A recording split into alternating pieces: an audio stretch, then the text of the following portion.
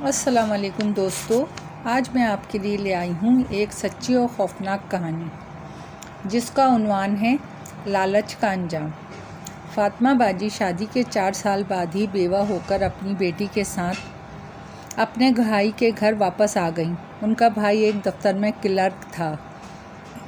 اس کے 4 بچے اور بیوی تھی۔ بھلا وہ کیسے فاطمہ باجی اور ان کی بیٹی کا بوجھ اٹھاتا؟ بس وہ جیسے تیسے 2 وقت کی سوکھی روکھی روٹی دے دیا کرتا تھا۔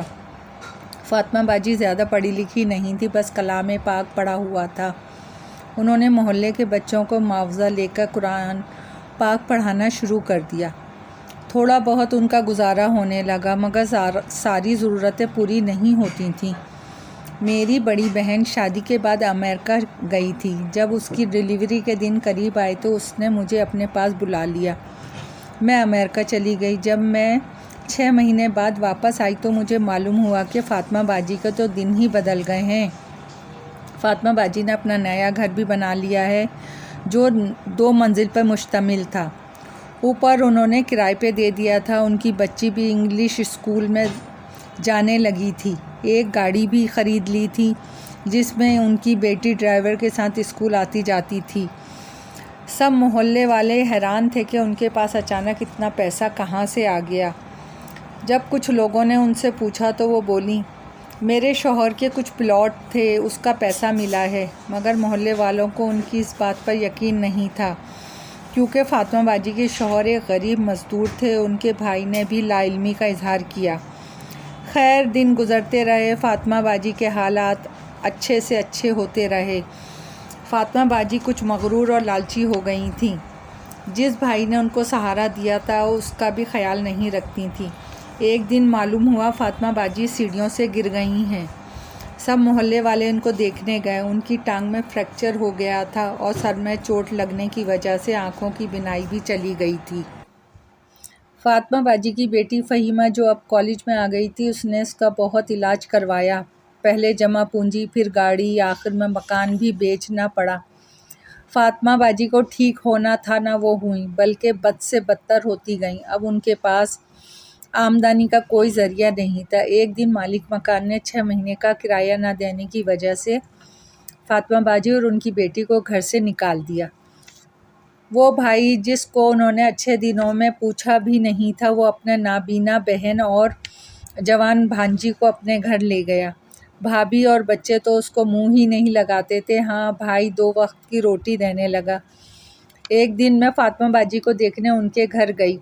وہ لوگ بہت بے چارگی کی زندگی بسر کر رہے تھے۔ میں فاطمہ باجی کے پاس بیٹھی ہوئی تھی کہ فہیمہ روتی ہوئی کمرے میں داخل ہوئی۔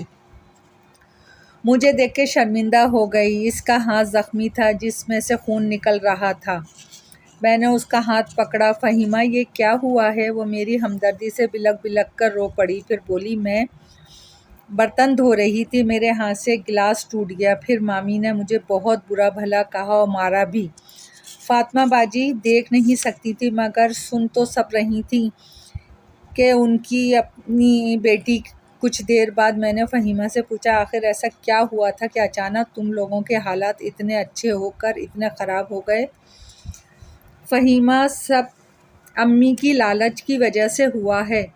میں چونکی۔ کیا تم مجھے بتانا پسند کرو گی؟ کیسی لالچ؟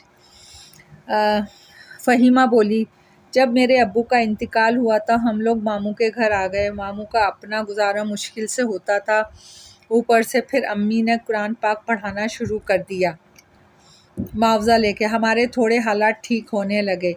امی کے پاس سارے محلے والے بچے بھیجنے لگے۔ ایک دن ایک بچہ امی کے پاس پڑھنے آیا۔ وہ بچہ امیر گھرانے کا لگ رہا تھا۔ اس بچے کے والدین نے معاوضہ بھی اچھا دیا۔ امی اس بچے پہ خاص توجہ دیتی تھیں۔ ایک دن نہ جانے کیسے امی پہ یہ بھید کھل گیا کہ وہ بچہ کوئی عام بچہ نہیں ہے، بلکہ وہ ایک جن کا بچہ ہے۔ امی پہلے تو پیار پیار سے اس بچے سے تھوڑی تھوڑی فرمائشیں کرتیں، وہ جن کا بچہ لا کے دے دیتا۔ پھر امی کی فرمائشیں اور لالچ بڑھتا گیا۔ گھر، گاڑی، پیسہ وہ لا کے دیتا رہا۔ ایک دن امی نے جن کے بچے سے کہا، تم اپنے والدین سے جا کے کہو کہ مجھے ایسا کچھ دیں کہ زندگی بھر میں عیش سے زندگی بسر کروں۔ اس جن کے بچے نے اپنے والدین کو یہ بات بتائی۔